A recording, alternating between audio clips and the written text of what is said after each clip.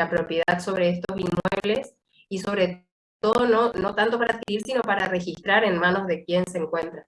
Les voy a habilitar para que ustedes lo puedan mirar, esto ya es por si les interesa, digamos, pero complementa lo que estaba diciendo la compañera.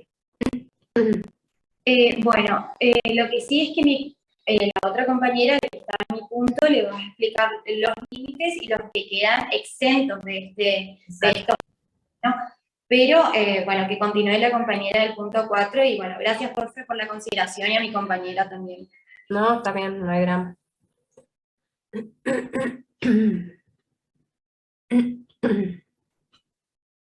Bueno, yo voy a hablar del punto B, del punto 4, sí. De venta de lotes a plazos y en cuotas.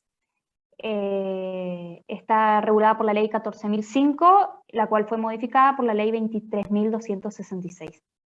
En cuanto al ámbito de aplicación, se aplica a todos los contratos que tengan por objeto la venta de inmuebles fraccionados en lotes y cuyo precio deba ser satisfecho en cuotas periódicas. Y siempre y cuando, aclara la ley, no se haya otorgado de inmediato la escritura traslativa de dominio. Exacto. Una vez que el propietario, o sea, el vendedor, debe anotar en el registro de la propiedad inmueble su voluntad de venderlo, digamos, de vender el inmueble bajo esta modalidad. Sí. El cual debe estar acompañado por un certificado de escribano que otorgue la legitimidad del título y un plano de subdivisión. Es necesario que para poder realizar la anotación del inmueble esté libre de gravamen, ya que si existe un gravamen, por ejemplo una hipoteca, se requiere el consentimiento de los acreedores.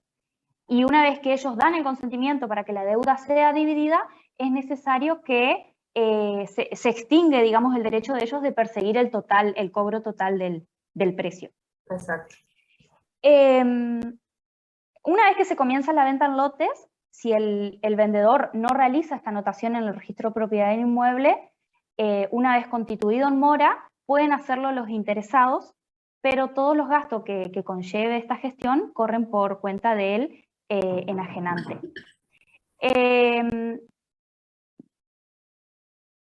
Me están tocando la puerta y me desconcentré, perdón. No, está bien. Oh. También dice que se le aplicará una multa que consistirá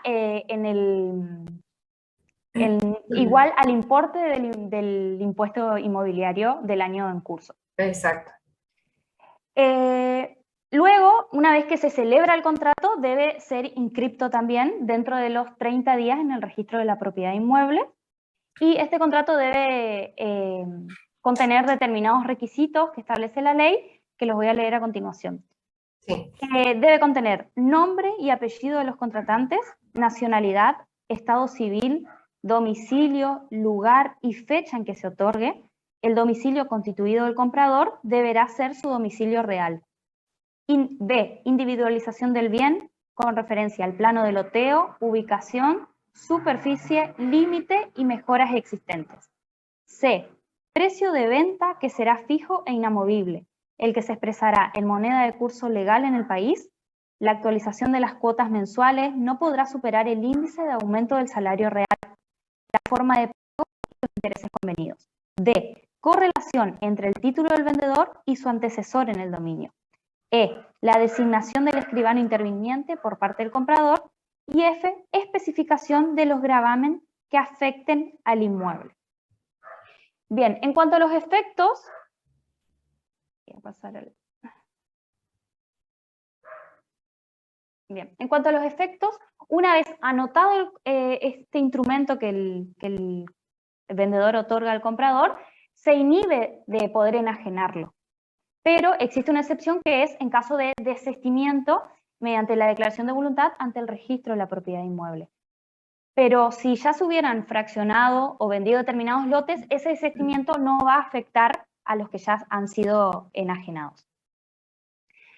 El comprador puede exigir la escrituración al vendedor una vez que haya satisfecho el 25% del valor total, y este deberá concederlo dentro de los 30 días de haber sido intimado. Exacto. También dice que la ley 14.005 dice que en el caso que concurran un conflicto entre el comprador y acreedores del enajenante, se tiene en cuenta que si el comprador tiene el instrumento inscripto, va a ser preferido en la escrituración.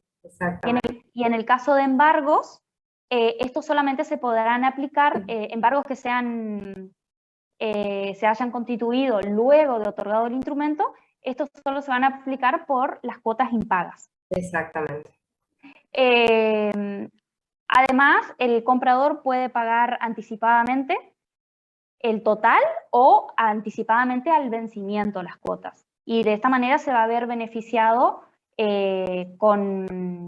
porque se le van a deducir los intereses, ya sean totales o parciales, los cuales estos debe realizarlo el vendedor. Claro. En el caso que las partes hayan pactado el pacto comisorio por falta de pago, este va a quedar sin efecto siempre y cuando el comprador haya satisfecho el 25% del total del inmueble o haya realizado construcciones por el 50% del total del inmueble. Claro.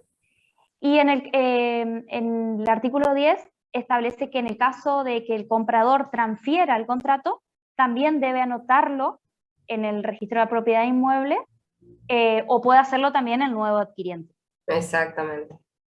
Y después, bueno, el artículo 11 y 12 habla de los escribanos y los mandatarios. No sé si quiere que lo lea. No, es eso, ¿no? Porque en realidad acá lo importante de estas leyes que vamos viendo, salvo la expropiación, que es, no digo más importante que el resto, sino un poco más, en la práctica se ve mucho más.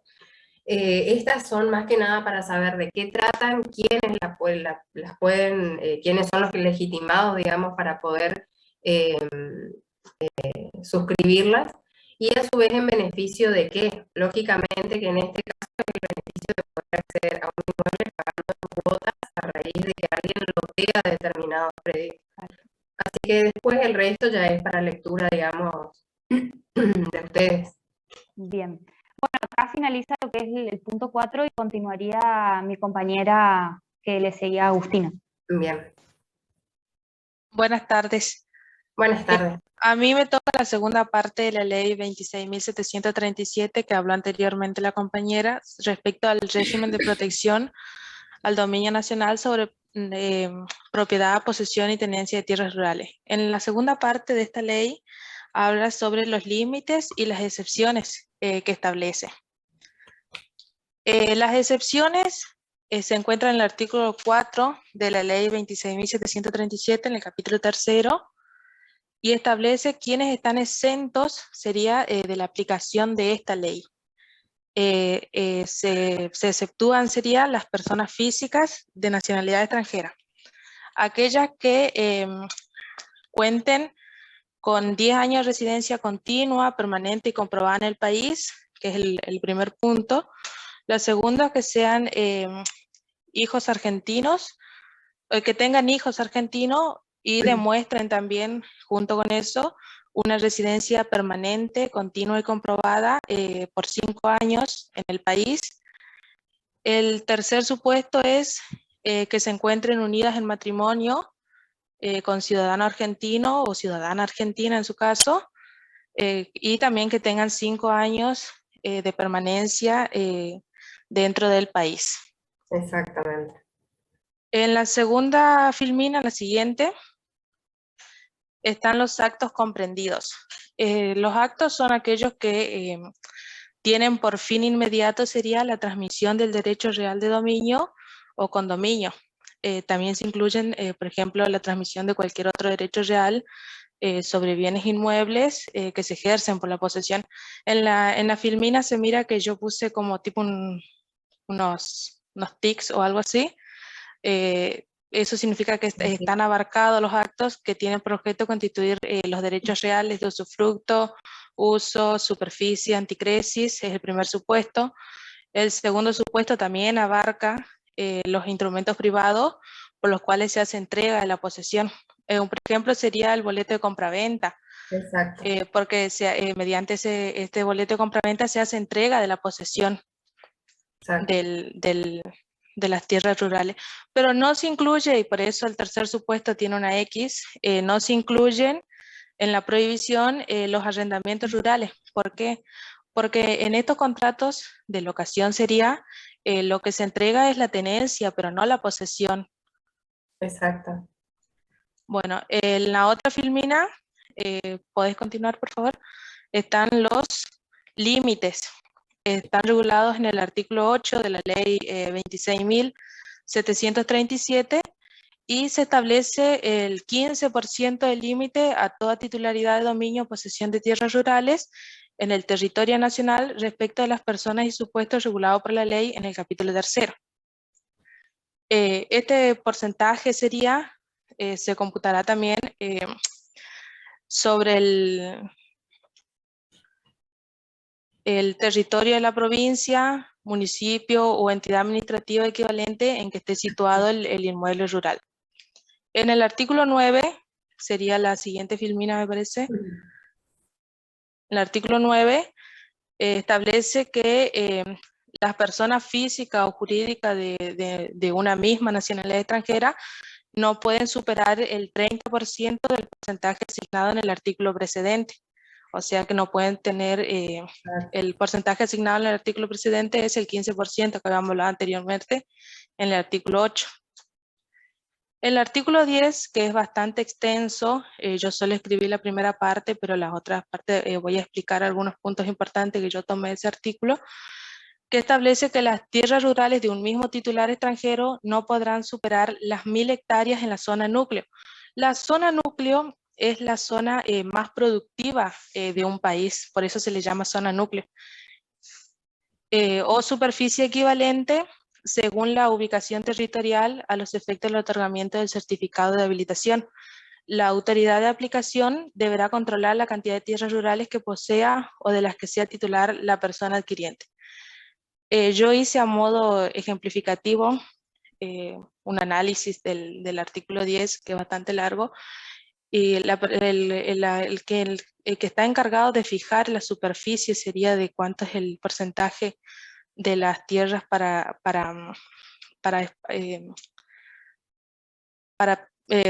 otorgarlas a un extranjero, es el Consejo Interministerial de Tierras Rurales.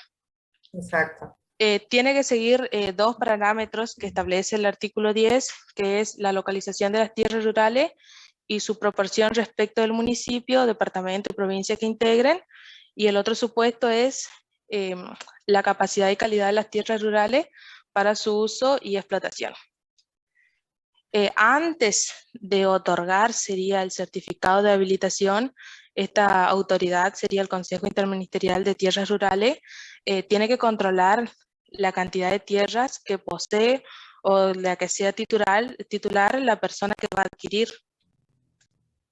Y también establece algunas prohibiciones, sería cuáles son los inmuebles prohibidos para la titularidad o posesión por parte de las personas extranjeras.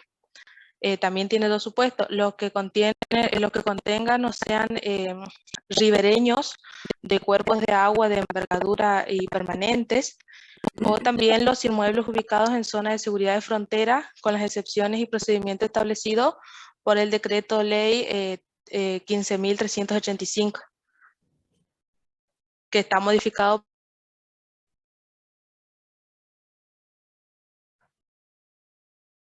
por la ley los límites y las excepciones de la ley 26.737 respecto a la expropiación o sea, la privatización, no sé cómo sería, de las tierras rurales. Perfecto. Sí, en realidad esto data para tener en cuenta qué porcentaje se encuentra en manos de extranjeros, tener un registro de esto. Yo había buscado en internet algunas imágenes también respecto a qué porcentaje está en manos de extranjeros, pero encontré algunas imágenes que no me parecían poco confiables, por eso estaba por ponerlas en la filmina, pero me parecían poco confiables, entonces no sabía si eran datos oficiales o algo así, entonces por eso no. Claro. En realidad, lógicamente, manteniendo el porcentaje establecido en la ley es bastante. Sí, De hecho, hay muchos que seguramente no estarán registrados, y más que nada en la parte sur del país, es increíble el porcentaje de tierras que se encuentran en manos de extranjeros, sí, justamente todos en cercanías o en salidas a lagos, arroyos, ríos, son los más abarcados por los extranjeros. sí. Era increíble la imagen que encontré, pero no me pareció confiable, por eso no la proyecté. Y debe andar cerca, porque los Sí, valores que yo les voy a compartir después en el campus son bastante altos. Y ah, aparte están segmentados, digamos, en manos de quien, no solamente de extranjeros en general, sino qué nacionalidad es la que más abarca a comparación de otras. Por eso es bastante, llama la sí, atención realmente. sí, sí. Bueno, eso es todo por mi parte, doctora. Creo que siguen con el punto 6. Bien, gracias. De nada. Buenas tardes, profe. Yo voy a hablar sobre el punto 6, sobre Bien. expropiación. Lo primero que voy a comentar es que encontramos en el artículo 17, donde su primera parte establece el mandato de la inviolabilidad de la propiedad privada. Y luego habla de que la expropiación deberá ser por causa de utilidad pública calificada por ley y previamente indemnizada. Entonces, la expropiación es el medio jurídico mediante el cual se logra armonizar los intereses públicos y privados, evitando de esta manera lesionar los derechos de propiedad de particulares por razones de utilidad pública. La expropiación consiste entonces en el medio en virtud del cual el Estado logra la apropiación o transferencia de un bien por razones de utilidad pública mediante el pago de una indemnización, como lo dije anteriormente, digamos. Y en la siguiente firmina habla de conformidad con lo presupuestado por la Constitución Nacional, la Ley 21.499, que está sancionada, ahí dice, está sancionada el 17 de enero de 1977, establece el régimen de expropiación de nuestro país. Exacto. Los requisitos constitucionales de la expropiación son: el primero es una causa, que es la utilidad pública, un proceso, cuyo punto de partida es la sanción de una ley, y la compensación, que era la indemnización que estábamos hablando. La utilidad pública está en la esencia de la expropiación, es su razón de ser, su justificación. El concepto de utilidad pública refiere a todo aquello que satisface una necesidad generalmente sentida o la convencida del mayor número con la finalidad de maximizar el bienestar general. La declaración de utilidad pública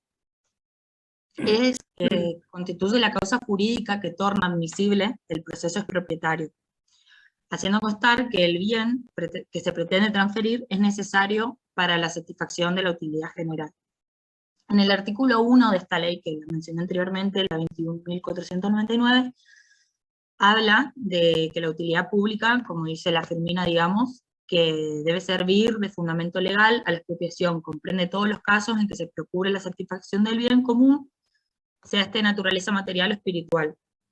Es decir, que se denota la noción de utilidad pública de un enriquecido sentido y de tal modo comprende todo aquello que tiende a la promoción integral de la persona humana y el efectivo goce de sus derechos constitucionales. Bueno, después hablo de que está compuesto por dos sujetos. La siguiente firmina habla de los sujetos. Uno es el expropiante, que puede ser el Estado Nacional, la Municipalidad de Buenos Aires, entidades autárquicas nacionales, empresas del Estado Nacional, en tanto estén expresamente autorizados por sus respectivas leyes orgánicas o especiales, y los particulares físicos o jurídicos, cuando estén autorizados por ley. Y después, la otra parte es el expropiado, que puede ser cualquier clase de persona, como lo dice el artículo 3 de esta ley, donde habla de que la acción expropiataria podrá promoverse contra cualquier clase de persona de carácter público o privado. Y bueno, y el 2 habla del expropiado. Exacto. Bueno. Entonces, para recalcar nomás, Sí. tiene que tener en cuenta que son 3 los requisitos para que proceda la expropiación. Uh-huh. Como bien dijo la compañera, el Estado, en cualquiera de sus acepciones, ya sea nacional, municipal, debe mediar una ley que otorgue a este objeto como de interés público, ¿sí? Y a su vez tiene que ir anexado del pago de la indemnización. Esos son los 3 requisitos para que se proceda con la expropiación. Sí. Está. Yo para remarcar como... Sí, gracias. Después, la siguiente. Sí, perdón. Habló un compañero. ¿Podría hacerle una pregunta? Sí.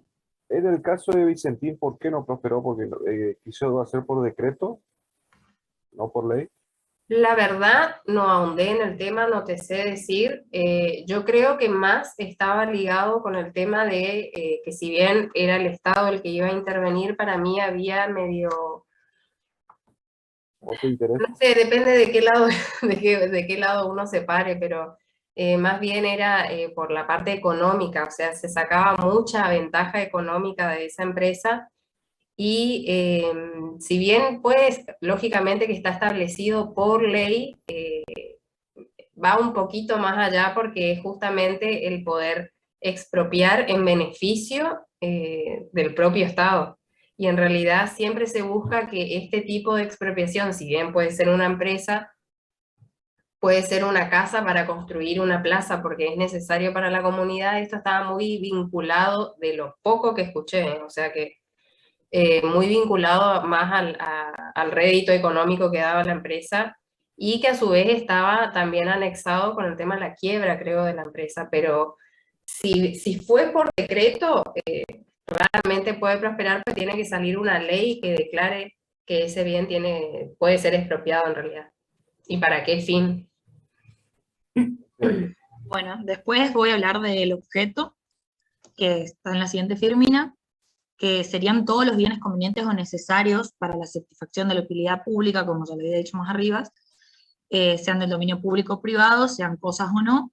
Se puede dar también la expropiación parcial de un inmueble y la parte, digamos, el expropiado, podrá exigir la expropiación de la totalidad del inmueble y la indemnización que debe estar presente. Bueno, yo acá en la firmina mencioné los artículos donde habla de objetos expropiables, no sé si quiere que lo lea, profe, porque son del 4 al 9, No, o que le lea a los mencionarlo compañeros. nomás directamente, porque después cada uno obligadamente tiene que leer, así que no. Claro, por eso yo más que nada lo dejé para que los compañeros lo tengan, digamos, que es del 4 al 9. Y bueno, en la expropiación tenemos que saber, después voy a hablar de la indemnización, que son la firmina abajo, menciona los artículos 8 y 9, que también son objetos expropiables, y después la siguiente, la 47, ya hablaría de la indemnización. Que bueno, tenemos que saber que va a existir, como antes dije, una indemnización a favor de aquella persona que entrega el bien. La indemnización sería el resarcimiento necesario para que el patrimonio del expropiado quede en las mismas condiciones en las que se hallaba con anterioridad a la expropiación. Exacto. Para eso es necesario determinar el valor del bien, es decir, la suma de dinero necesaria para resarcir al propietario el valor de su propiedad, más los daños que le cause la expropiación, sin tener las circunstancias de carácter personal ni el valor que pueda tener la obra al ejecutarse. Bueno, de esta manera se reemplazan los bienes expropiados, digamos. Y debe ser el equivalente en dinero, digamos, como lo dice el artículo 12 de esta ley, que detalla, digamos, que la indemnización se pagará en dinero efectivo, salvo conformidad del expropiado, para que dicho pago se efectúe en otra especie de valor. O sea, si lo acuerda con el expropiado, puede cambiar, pero obligatoriamente es en efectivo, digamos. Exacto. Bueno, el procedimiento, la siguiente firmina, sí, habla del procedimiento de la expropiación, que no deriva necesariamente de un trámite judicial. Las partes pueden acordar mediante figura del avenimiento expropietario, que esto sería un acto jurídico bilateral formado por la unión de las dos voluntades, la del expropiante, que ofrece la indemnización, y el dueño del bien, digamos, que acepta aquel ofrecimiento. Y en el artículo 13 dice que este camino, digamos, este acuerdo, premia con un plus de una indemnización de un 10%, tratando así de desalentar el litigio, digamos. Exacto.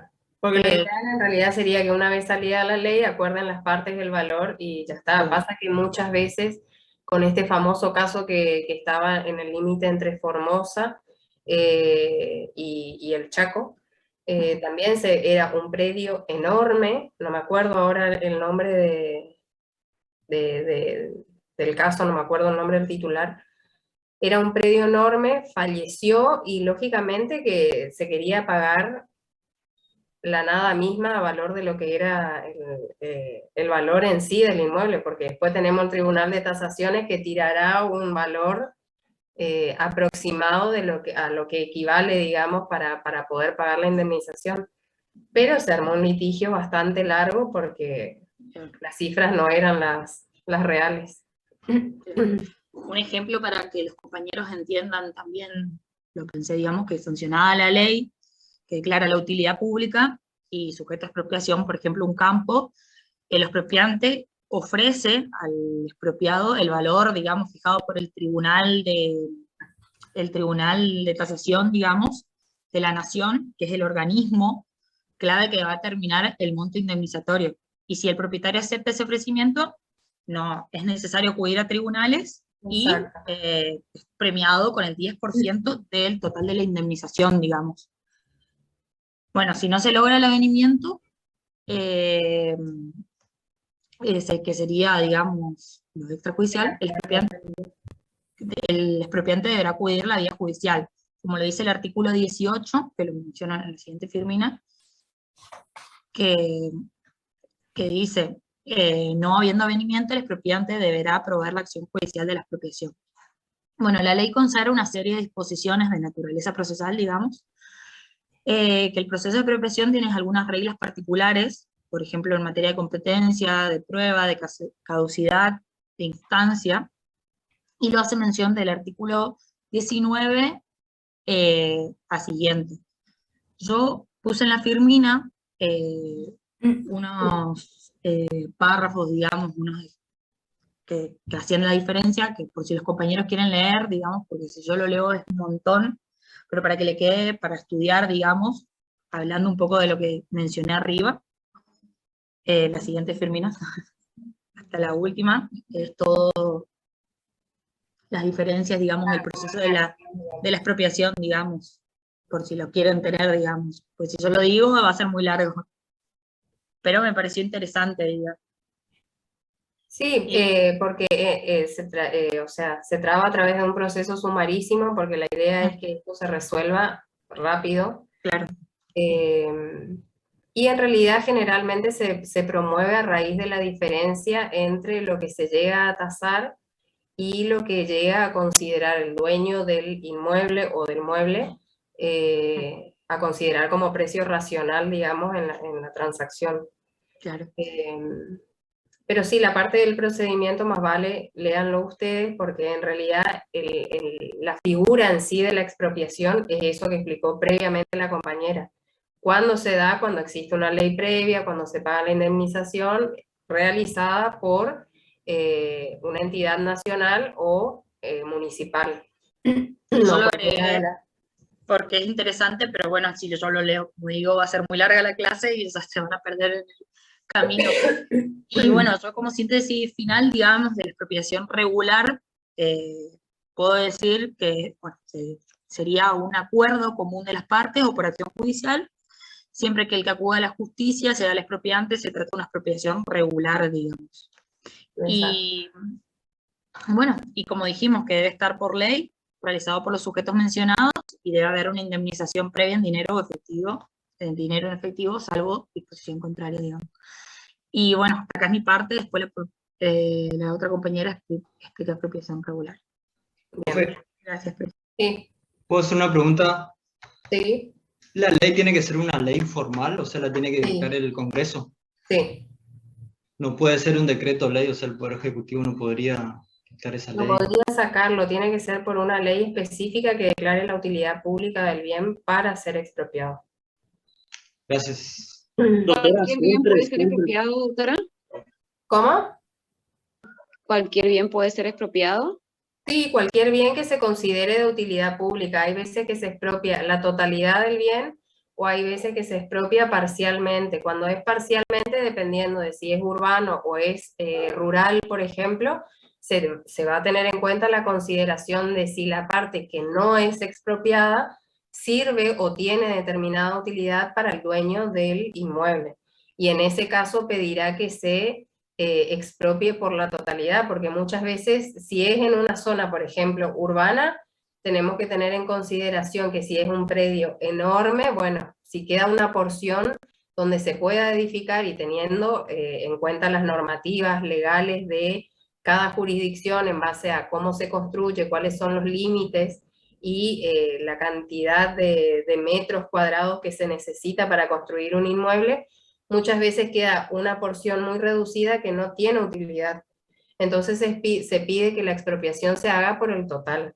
Ahora, por ahí si es rural, bueno, no cuenta con esas limitaciones, digamos, municipales en cuanto a la construcción muchas veces, entonces se pueden expropiar determinadas partes y quedar una porción reducida sin expropiar. Pero en realidad todo lo que sea, digo yo, llevándoles a un plano mucho más básico, declarado como utilidad pública o justo, no sé, una casa que se encuentre al costado de un hospital y sirva en realidad para un área que sea de, no sé, neonatología. Se expropia ese determinado lugar para anexarlo a lo que es el hospital. Entonces se entiende que es a fines de utilidad pública y lógicamente a través de un acuerdo de partes. Si no existe ese acuerdo, es que se va a la parte judicial, donde el juez va a delimitar si es correcto el precio que se va a pagar, o bien si va a modificar en algo, o también si lo va a expropiar en el total o lo va a expropiar de la manera reducida por la que se solicitó.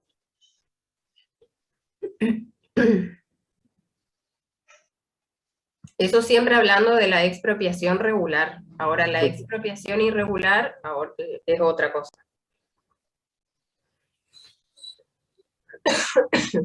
¿Se me escucha? Sí, se escucha. Bueno, yo voy a hablar de lo que es la expropiación irregular.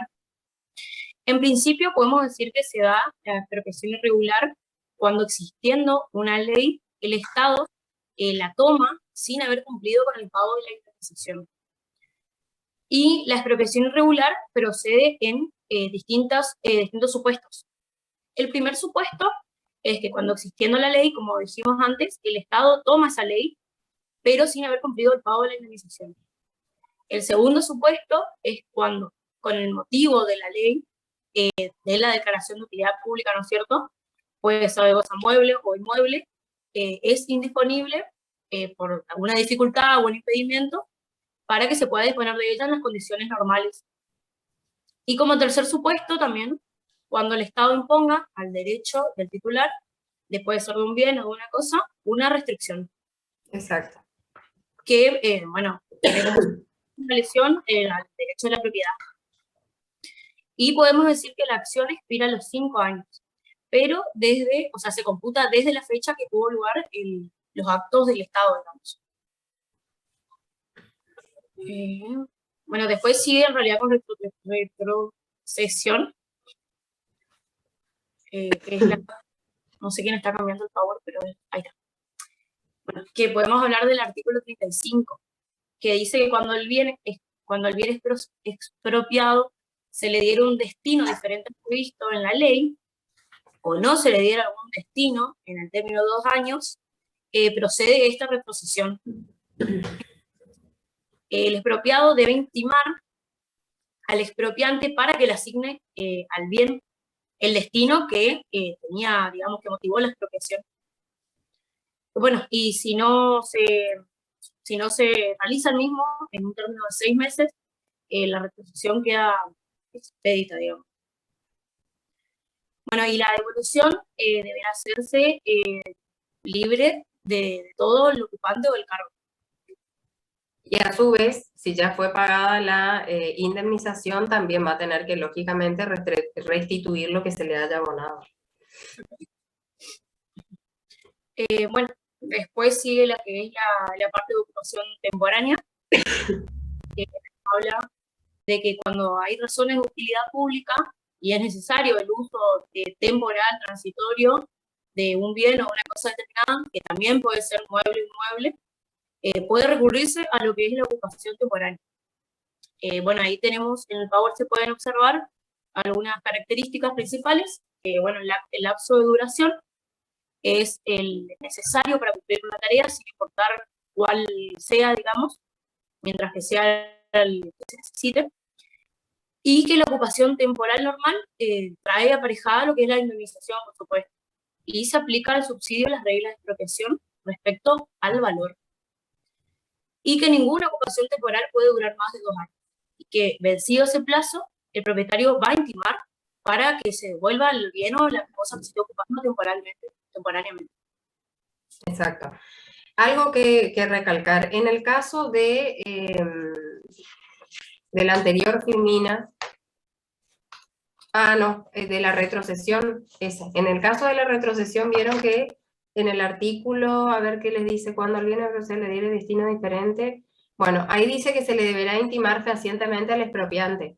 Eso es cuando no se le hubiese dado destino y esté sancionada la ley con el destino que primeramente se le iba a otorgar. O sea, se iba a expropiar el inmueble A para anexar o para hacer el ala norte del hospital X, ¿sí? Bueno, en ese caso, el expropiado intima fehacientemente al expropiante para que realice. Pasan los 6 meses, no se realiza ninguna acción, entonces la retrocesión, como dice, queda expedita, vuelve al expropiado y a su vez va a tener que devolver lo que se le haya indemnizado en el caso de que así sea. Ahora, ese es el caso en el que no se le hubiese dado ningún destino, pero después está cuando se le da un destino diferente al que previamente se había estipulado en la ley. Y en ese caso, no es que se lo intima y pasa este tiempo y se restituye el bien, sino que ahí se tiene que formular por un acto administrativo, o sea que sigue toda una vía administrativa previa a que vuelva el bien al expropiado, ¿sí? O sea, esto que está en la firmina es una parte, después falta la otra, agregarles. Que eso está en el artículo 39. Profe, estos dos supuestos que usted explicó serían los de retrocesión. Retrocesión, sí. Gracias. ¿Es algo similar, doctora, a la donación con cargo? ¿Algo similar, parecido? Y no, en realidad no, porque la donación es totalmente distinto. En este caso vos expropiás para construir otra cosa o hacer directamente otra cosa distinta. No es lo mismo. Bueno, después tenemos lo que es la reserva de inmuebles para obras de ejecución diferida. Ahí tenemos lo que es el artículo 34, que nos dice que la reserva de inmuebles para obras o planes de Estado surgen, hay inconvenientes cuando la administración se mantiene inactiva. O sea, sin proceder a implementar el mecanismo que estaba ya previsto en la ley para preservar el valor de los inmuebles afectados. Y cuando existe esta situación, la única vía que tiene el propietario para salvar su derecho y proteger es la expropiación irregular. Bueno, que es un sistema más que nada para el propietario para garantizar la libre disposición de los bienes y una justa indemnización para proteger los derechos del propietario. Y bueno, como ya dijimos, eso surge cuando se mantiene inactiva la administración, se empieza a implementar estos mecanismos que están previstos en la ley. Y la única vía para salvar el derecho es iniciar la acción de expropiación irregular que habíamos comentado que tiene diferentes supuestos. Claro. Porque en este caso no van a correr los mismos plazos. Claro. Pero todo en pos del propietario, digamos. Claro. Proteger los derechos del propietario. Bueno, y como último tenemos lo que es el abandono, que ahí tenemos la ley 21.499, que está el Instituto del Abandono y Expropiación, que nos dice que el expropiante, cuando no promueve el juicio, opera. Ahí nos pueden observar en el Power que dice que opera dentro de los 2 años de vigencia, desde que la ley lo autoriza, para que se lleven a cabo sobre bienes individualmente que ya están determinados. Y de 5 años de bienes comprendidos en una zona que también ya esté determinada. Y en el caso de 10 años, cuando se trata de bienes comprendidos en una enumeración genérica. Exacto. Y en los casos de leyes orgánicas, esto no rige, digamos, sino que ¿cómo se llama? Ay, perdón.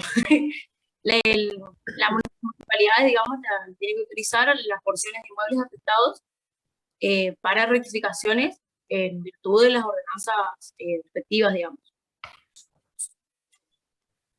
Yo lo que le sugeriría en esto de todo el tema de expropiación es a las filminas que no tienen los artículos que ustedes les coloquen, porque si yo acá, por ejemplo, tengo todo marcado, les puedo decir si quieren cuáles son los artículos que yo considero que les dan una visión completa de lo que es tanto desde la expropiación hasta el último tema de reserva de inmueble o de retrocesión. Pero de todas maneras es todo lo mismo, pero les sugiero que por lo menos ustedes les agreguen los artículos. Entonces cuando leen, por lo menos saben dónde están ubicados, si bien todos van a tener que leer toda la ley como para saber en general, pero está bueno si le agregan como para tener referencia de cuáles son los artículos más importantes. Porque al ser bastante larga tiene algunos artículos que son innecesarios y más bien todos estos que volcaron acá son los que realmente uno necesita tener en consideración a la hora de estudiar.